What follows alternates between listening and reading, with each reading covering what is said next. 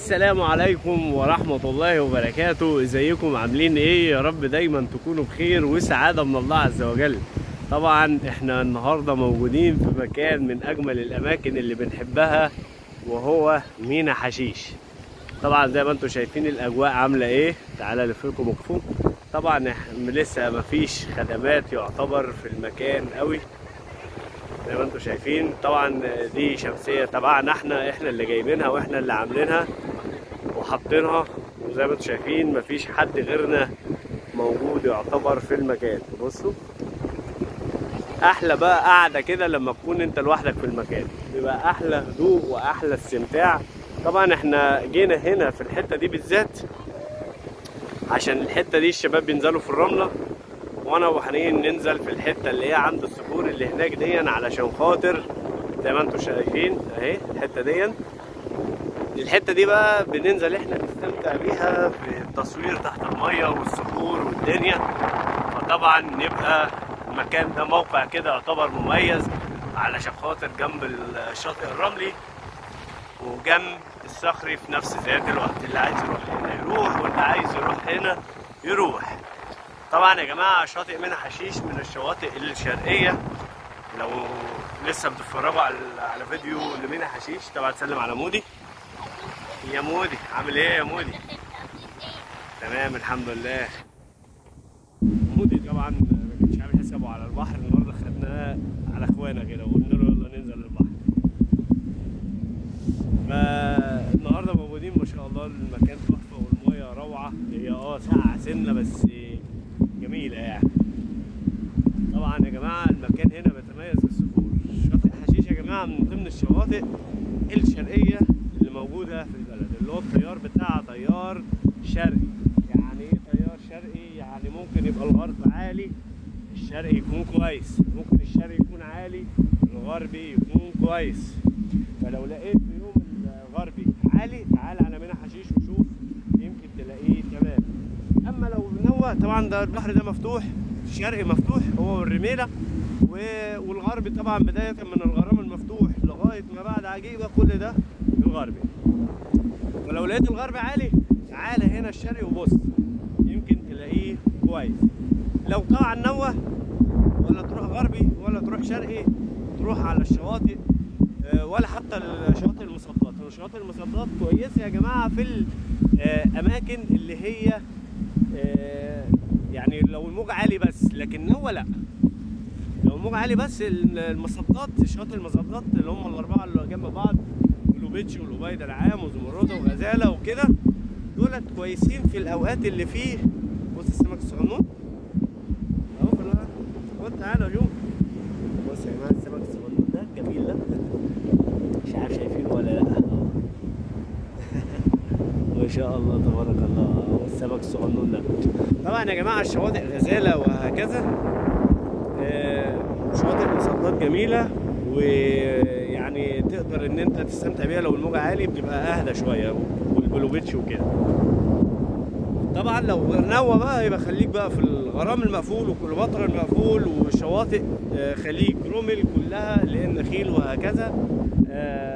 هو ده هيبقى الامان ليك، خصوصا لو انت معاك اطفال. هي الميه مش افضل حاجه، ولكن هيبقى امان في اوقات النوى. يعني مطروح تقدر تستمتع بيها اذا كان البحر نوى او البحر مش نوى.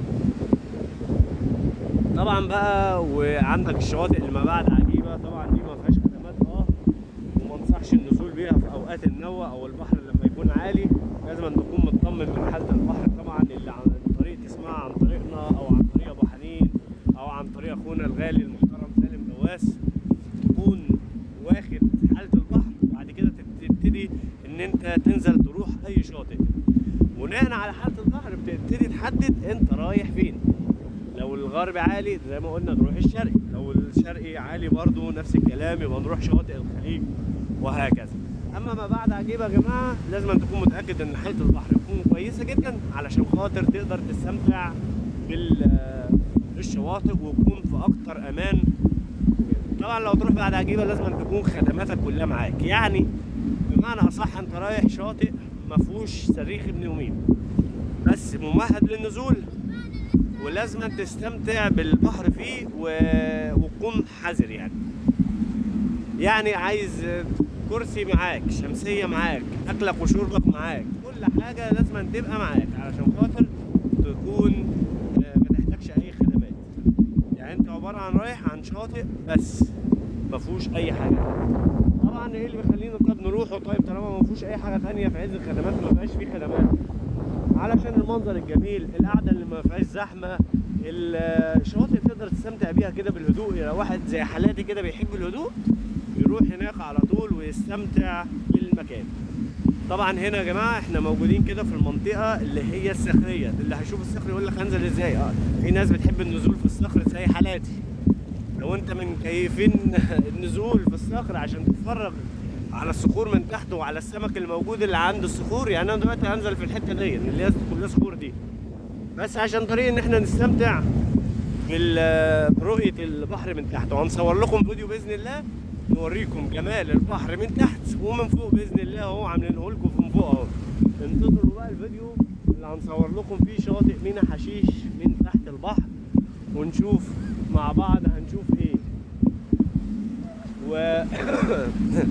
طبعا لو انت بقى بتحب الشاطئ الرملي يبقى تطول قدام شويه. ادي المدخل اهو زي ما انتم شايفين، احنا راكبين عربيه عند اول الطريق اهو. طول شويه كده زي ما انا ماشي كده بالكاميرا لغايه ما توصل عند الفندق اللي هناك ده كده، قبليه كده بحاجات بسيطه وتبتدي تفرش. هتلاقي الشاطئ ده شاطئ رملي وشاطئ جميل وما فيهوش اي شيء وحش. تقريبا الفيديو ده يعني انا ممكن اسميه معلومات عن الشواطئ بسبب حاجه واحده، ان احنا شرحنا فيه حاجات كتير زي الشواطئ الشرقيه والغربيه والشواطئ المسطات والخليج وهكذا. يا ريت كل واحد قبل ما يجي مطروح يتفرج على الفيديو دون علشان خاطر يستفاد من موضوع المعلومات عن الشواطئ. بصوا يا جماعه، السمكه دي اللي احنا شفناها صدفه دي من اخطر الاسماك اللي موجوده في البحر. السمكه دي سمكه سامه جدا اهي. السمكه دي اسمها القراد. دي سنانها يا جماعه عباره عن عظم كده بس، وتقدر تنفخ نفسها تعمل نفسها بالونه. من اخطر الاسماك اللي طبعا بيجيبوها ويروحوا رامينها علشان خاطر السمكه دي خطر جدا وسامه جدا، والسم بتاعها بيموت في الحال. طبعا موجوده منها كتير في البحر في الاماكن العميقه وكده. طبعا اكيد ده صياد جابها ورماها عن طريق ان هو طبعا مش هياكلها ولا هيعملها. في ناس بتحاول تسلخها وتبعد السم وتاكلها، بس ده برضه خطر وهكذا. نعم يا مولى. انا شفت كابوريا صغيره. شفت كابوريا صغيره؟ يا سلام. اكيد انت في بحر يعني لازم تشوف كابوريا صغيره وكابوريا كبيره. تعالى ورينا. كابوريا صغيره. طلعت تجري يعني في الميه؟ ماشي يا عم. يلا بقى نشوفكم في فيديو جديد. باي. يلا باي.